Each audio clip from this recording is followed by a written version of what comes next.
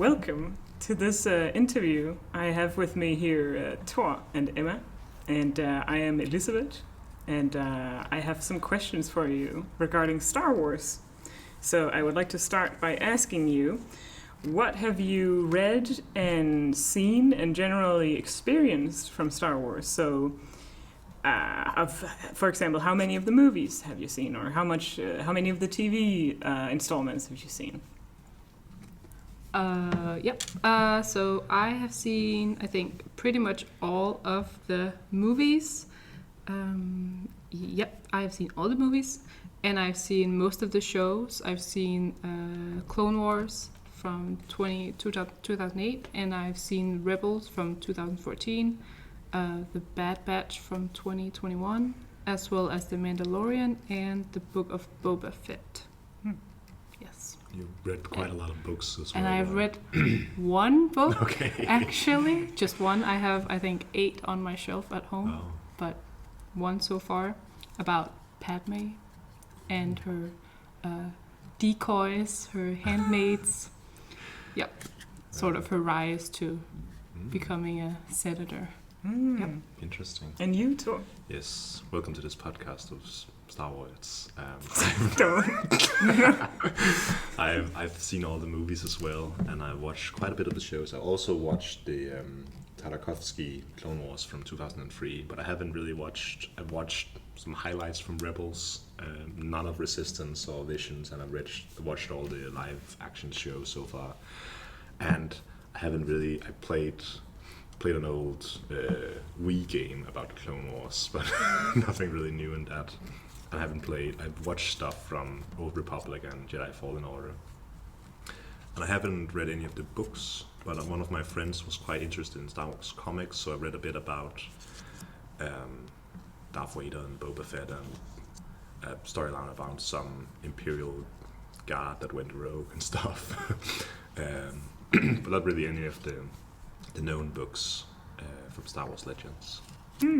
So what I'm hearing is that what you have in common is the movies, for the most part. It's the movies seem to be, would you say, the biggest part of the Star Wars franchise, and even also the TV series, because you've watched a few of the same TV series as well. So would you categorize that maybe as as an important part of it? We'll get into that later also, but I would say so. I think also because Star Wars started as movies, that's where it's really it has its heyday, and it's branched out from that, but it's the movies that people come back to. I think it also originally catered to a movie crowd, so that's what'll continue to grow, do best as. And I would say I wouldn't have watched all of the movies if I didn't have Star Wars by Disney Plus. Star Wars Plus I subscription. should just rename it to Star Wars Plus. No, I agree. I think I watched the movies first, of course, and then once Disney Plus came to Denmark, I started watching The Mandalorian, and then it's been uphill, but also downhill from there. I sort of fell into the universe again after a few years away. Yeah, that's also what I wanted to ask you, is what order did you watch it in, and is there an order that you consider the correct, so to say, order to experience Star Wars in? I think there's different answers to that question. For me, if I would go back and watch it again, or if I wanted my kids to watch this someday, I think I would try and, at least for the movies, to watch them in publication order. So they watched the original trilogy, the prequels, and then the sequels if they wanted. I wouldn't want them to watch that, and then Rogue One and Solo. But after they've experienced those first, like for example, I think the reason you want to watch the original trilogy first is so you get those big moments of Luke, I am your father, and those would be spoiled if you watched from the prequels originally, knowing what's going to happen or what happened, and then you'll see what happens with it. But I also think the progression of seeing the old classic movies and then the newer I don't know, would put into perspective how Star Wars evolved originally, and perhaps for kids it will also be better to end on a bang with Revenge of the Sith instead of the more old-timey Return of the Jedi. But when I did my recent Star Wars rewatch back in 2020, I tried to watch them in chronological order, universe-wise, and I thought that was quite nice. I started with the sequels just to get them out of the way, but I thought it was nice also ordering the Clone Wars episodes after how they were actually supposed to be watched, because there's some switcheroo with some of the first seasons, and then watching Solo and Rogue One before watching the original trilogy, and it ended nicely with knowing like Darth Vader dying to save his son. It's like the end point of the Star Wars franchise, at least for me.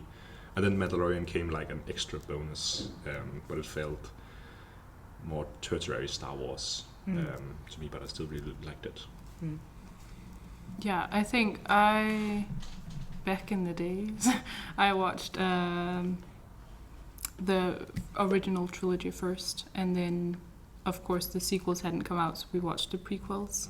And I think today I would maybe order it the same way as you would, sort of watch it from a chronological perspective. So the prequels and then the Clone Wars episodes, and then going into sort of all these extra TV series that have come out, like The Bad Batch and Rebels, and then going into the original trilogy, and then ending with the sequels, and then whatever ever they would do after that. I also really loved, like, after watching the second movie, then I had like six seasons of TV I had to watch before I could watch Revenge of the Sith, but I really felt that added a lot, because there's so much character development of Obi-Wan and Anakin that just sells what happens in Revenge of the Sith so much better. So it was a entirely different experience, and you got to meet many other characters that are still branched out in this Disney universe of Star Wars, like Ahsoka. Yes, exactly. I remember disliking Anakin's whole character when I had only watched the prequels, because I didn't understand his sudden switch to the dark side. But watching the Clone Wars, you see that there's a slow progression into this. He just wants to protect the people that he loves. So it's actually because of love that he turns to the dark side, because he just wants to protect the people that he loves. That rage in him as well, because he lost his mother, and he can be sometimes very jealous of Padme, because she has this old flame in the show, which she kind of entertains him at times, and Anakin is very pissed at that, because he also has a secret love affair to her, so he can't really be like, hey, it's my girl, because she's single for all obvious purposes, but he's like in the shadows and like, I'm gonna smack you with my robot hand.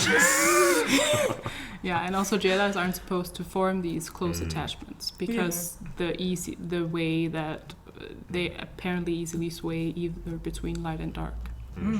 But that's interesting how it changes the perception you have of a franchise when you watch it in, so to say, the chronology that it's meant to be watched in, even though all these things came out later. And maybe, the people who made Clone Wars, they... I don't know a lot about it because I haven't seen it, but from what I understand, what you're telling me right now is that they made it because they could also see that there was a gap there, and they wanted to make the transition easier, and they wanted the viewing experience to be better because of it, if they could put in a little extra sort of, something to soften the transition between movies when it comes to Anakin's character. I also think, I think it's one of the later questions, but like franchise guardians, the people we trust with the franchise, was this Dave Filoni guy that really spearheaded the Clone Wars, and he spearheaded Mandalorian and Book of Boba Fett and all these new stuff. And to me, he feels like more of a guy who knows his Star Wars than George Lucas or anybody else at Disney at this point, because he's done consistently good stuff, or mostly consistently good stuff with Star Wars. So he seems to have a better handle of storytelling and what to do with these characters than someone like George Lucas had back in the day. Yeah, and that is actually a pretty good question. I wanted to ask you is that there is a primary author that you might consider George Lucas to be the father of Star Wars and the primary author in general, but are there other authors besides him that are you consider you personally important contributors to Star Wars. So, like you said, Dave Filoni. Yeah, I think Dave Filoni for me is also the most recognizable name. Like Jon Favreau's done a lot with Mandalorian as well, so that's very nice. And I know for like George Lucas was mostly involved in A New Hope, but he really had other people around him that made that movie good. And Empire Strikes Back and Return of the Jedi, they weren't directed by him but other people. So there's a lot of credit to give to them, but I can't remember their names. And like I think the only movie that, or maybe all the prequels, but at least he directed and wrote A Phantom Menace, and we saw where that got us. Yeah. But I think Dave Filoni is one of those I remember well, and I guess we remember George Lucas fondly because I think he took care of the franchise for a long while, and he was reluctant to give it away, and he also started LucasArts and a lot of other stuff that produced the Lego games and stuff, which really it showed his own love of the franchise, and then he was lucky to also have people who could tell the story with him. Which made it better, because sometimes when you're left alone with stuff, it gets hard as well, because it's a lot to write and direct a movie. Yeah, and you need to be kept in check when you're George Lucas. You don't need to be left alone in the editing room. I mean, I've heard about how, and I'm so sorry that I can't remember her name, but George Lucas's ex-wife worked on the original Star Wars movies as an editor, I think, heard somewhere a long time ago, so I can't remember the details, but I heard someone say that she was probably one of the bigger reasons why the original movies, they were executed as well as they were. And I would believe that, considering what happens when George Lucas is left unchecked and he's just allowed to do whatever he wants with the prequels. What was it he said when he saw a screening of The Phantom Menace? Like, I made a big mistake. I've made a big mistake. Like Joe Bluth from Arrested Development. I've made a huge mistake. Maybe it's just Gob, that's good. Gob Lucas. Let's get back to something else. So I wanted to ask you, what kind of a fan would you say that you are? Like, if you, for example, were to say on a scale of 1 to 7, how much of a fan would you say you are? Or I mean, even if you don't want to say a scale, you could just say, like, what kind of fan name would you call yourself? What kind of title would you give yourself as a fan? Steven's famous 1 to 7 scale. Steven's famous 1 to 7 scale. A perfect 5 out of 7 score. I'm not sure where I would rank on a scale, but I think that I don't want to call it an obsession, but I think I have friends who would say that I was obsessed with The Mandalorian last winter. But I definitely feel like it's become more a part of my daily life now than it was for 5-8 years ago. I was fortunate enough to meet some of the authors of some of the greater books, like the guy who basically created Thrawn. Oh, wow. I had dinner with him a few times. Wow. Apparently, but at that time I had seen the movies and I hadn't really read any of the books. I didn't know that the Star Wars franchise was that big. I knew that it had a lot of attraction and a lot of fans, but I didn't grasp the whole expanse of the universe. So I just thought he was one of my host mom's author friends, but apparently he's a big guy. Oh. I mean, So it was like a family dinner, not a private dinner at a restaurant. it was a private dinner at a restaurant with the host family that I was staying at, and then they were friends with them. Yeah. So I mean, me today would have freaked out, but me 8 years ago was just there's a picture of me somewhere where I'm photobombing this guy. So yeah. Me today would have freaked out, but I didn't back then. What about you, Toa? What kind of fan are you? I don't know. If I was to put myself on the scale, I would probably be a 4 or 5. Really? Yeah, maybe I'd be considered a super fan by other people because, like, I know and I've engaged with a lot of Star Wars stuff, so I know all the nerd lore and stuff about it. But I think there's like better franchises out there than Star Wars. Better franchises? Which ones? Oh, you know, Game of Thrones, a lot of things. Oh, yeah. A lot of rings.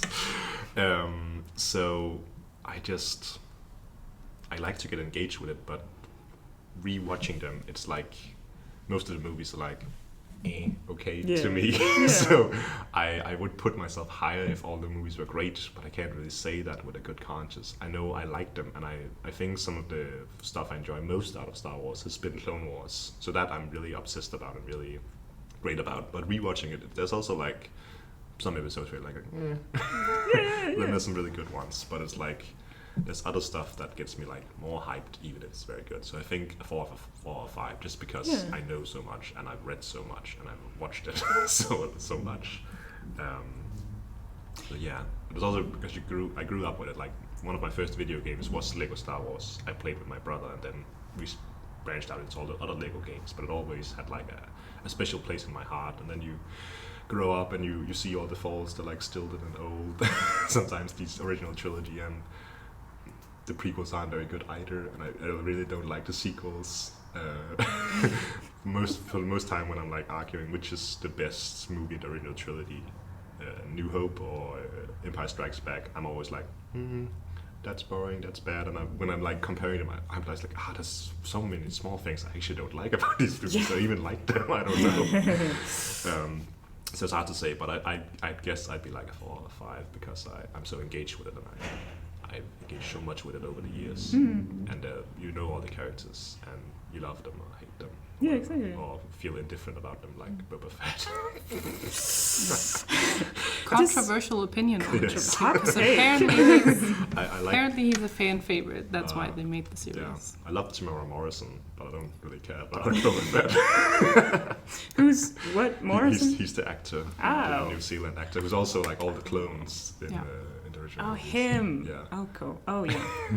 It's funny. I keep thinking about how being a fan, it has a temporal element, because sometimes, there are going to be years or periods, months where you're more of a fan of something than other times. And even if it kind of lingers with you your whole life, I think I'm going to be a Trekkie for life, which is my big love in fandom. It's Star Trek first and foremost, but there have been months or years even where I wasn't as much of a fan of it. So I think it kind of changes, and it has an ebb and flow to it, that maybe you were a bigger fan of Star Wars when you had just watched the movies for the first time, or when you were, when you were a kid, or when, or later on even, when you started to sort of interpret the text, so to say, when you started to actually look into it, into the lore, and you started learning about it, maybe you became sort of a bigger fan, and you get more plus points as a fan, and they change levels over time. Is what I'm saying. I think it can change for everyone. Because I also remember like loving lightsabers when I was a kid. Yeah, those were so cool when we had our old flip out lightsabers, and I still think of all the Legos I have on my attic, my parents' attic. I don't know. Your attic in your apartment. Yeah. I think I have like 30 or more Star Wars products. Yeah. And most of it is like from the Clone Wars, because me and my friends, we had like the 6-legged AT-TE, I think. And we had like the troop carrier, so we were like playing Legos, so it was crawling up at all, and my friend had all the droids on top, and just so much fun playing with those Lego Star Wars. But then you grow out of it, and I don't engage in any fan forums either, or follow anything Star Wars on Twitter.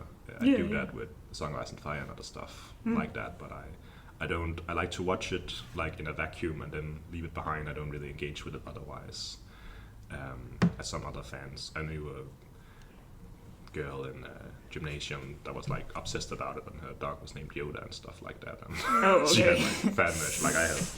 I'm wearing an Arya Stark t-shirt right now from a Song of Ice and Fire. For all you podcast listeners. Imagine, here's a visual description.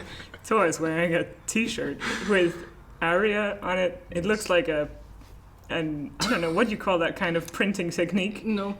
It's it's a wood plug. I don't know. Towards a tall man. Towards a from tall Denmark man with beard. dark hair, brown eyes, Deep, dark voice. and he is on the loose.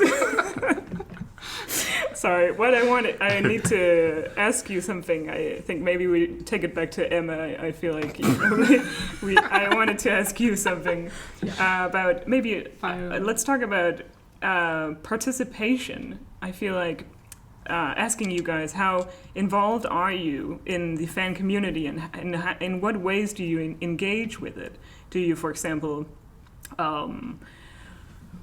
do you watch trailers when they come out? Do you go on social media? Do you follow Star Wars Twitter stan accounts, or Kenobi stan accounts? Anything like that? Basically created one. I mean, we have the TikTok that's, well, it's blown up a little bit. It's going well, but I also privately follow. Block it. TikTok. Don't listen to him. Sorry. I also, on my private Twitter account, I follow this account called "Is the Kenobi trailer out yet?" And for weeks it would just be one post a day that said no. And then the trailer came out and it was like big letters yes, and then lots of like screen caps and the video and all sorts of just yelling. I mean, I think today it's 5 weeks until it comes out, and I think we're starting a countdown now. And I also follow this Star Wars stuff account that sort of posts rumors about stuff regarding Twilight. Star Wars. Sorry. Freudian That's slip. another franchise for another day. So yeah, I do follow a little bit, but I also don't follow sort of actors or influencers about that other than book accounts. Because I don't want to bother with other people's opinions until I've made them myself. Yeah. And you can swear under oath that you've never written fan fiction or made fan works, fan art, maybe. I can swear under oath that I have not done that. Me neither. Okay. Why not? No. Yeah. What about you, Tor? I think, follow one Instagram account, Official Wookiee Leaks. Oh, interesting. Have you heard? Have you heard the word purge? Have you heard with purd? No. Anyway. Yes, I don't think I follow anyone. Maybe I follow Mark Hamill, but that's just because I like Mark Hamill. Who wouldn't want to follow Mark Hamill? I think he's the only... Mark, are you listening? He's the only famous person I follow on Twitter. See, but that's like, are there any of the other actors that you're interested in pursuing? No, like with Mark Hamill, it's nice to follow him on social media because he's a nice man, he's a kind man. Yeah, but I don't know. I don't think so. I think because it's such a vast community and also a little bit toxic, so I try to stay out of it because they bullied one of the actresses from the sequels. Yeah, it was like Rose. Rose, the actress playing Rose. Really? They bullied her off social media because people are racist. I mean, that's another point that could be interesting to discuss, is how Star Wars is kind of filled with white nerd boys, no offense. Big time. And they tend to kind of freak out whenever there's a person of color on screen, or a WOM. They absolutely hated Rey. Yes, a female. I know that there were tons of videos that came out after the seventh episode, the seventh movie. Yes. Episode 7. Episode 7. Thank you. And people got big mad about Rey having a lightsaber. And they got angry that she suddenly had all these Jedi moves that she wasn't entitled to. She didn't know how to fight. So how did she suddenly know how to fight? And people were enraged over nothing because a woman was on screen for a longer time than necessary. I think that's I think that's also a large part of the problem, but there's also like some narrative structure and Mary Sue elements, I think. Oh, absolutely. I mean, there's tons to critique about Star Wars in general. It's just there's a lot of people who are just like shitting out of their mouth about nothing. Totally. But also, like, does that impact your way of engaging with the fan community if they are toxic or if they, spew shit? Stay away from that. Yeah. Definitely. I mean, that's why I don't engage in the community online. I watch the movies and I try to get my friends to watch the movies so we can talk about them. I did succeed. My friend has finally watched the first episode 1. Another friend has watched episode 4. So we're getting there. Yeah. You're campaigning for it. I am. Yeah. I want to get them to watch the Kenobi show as well. Thankfully, I have other friends. So is that like, with your friends, you're trying to push Star Wars on them? Is that the forefront? Oh yeah. Okay. Definitely. Because for me, it's like other stuff, like The Witcher. Or I've tried all my friends to get to play Witcher 3, and only like half of them have yet. I'm very mad. And I'll also push the books on A Song of Ice and Fire. Half of your friends, that's a good percentage. Yeah. You should be happy if you get 10% but of like, your friends to watch something you could recommend. The other half bought it, but never played it. But, okay, that's a bit. That's on him. Yeah.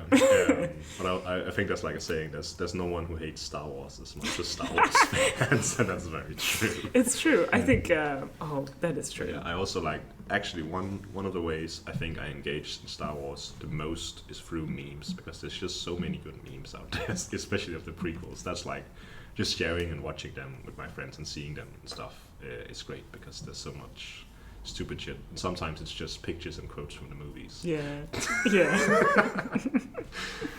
I think my sister watched all of Revenge of the Sith, but like through memes. There's a 20-minute video on YouTube that's just, everything that's been made into memes. And she watched that, so she feels she has a good grasp of what this whole thing is. Which I disagree, but yeah, that's also a way of experiencing Star Wars. I think, of course, I would also maybe say, hey, there's a real movie you can also watch.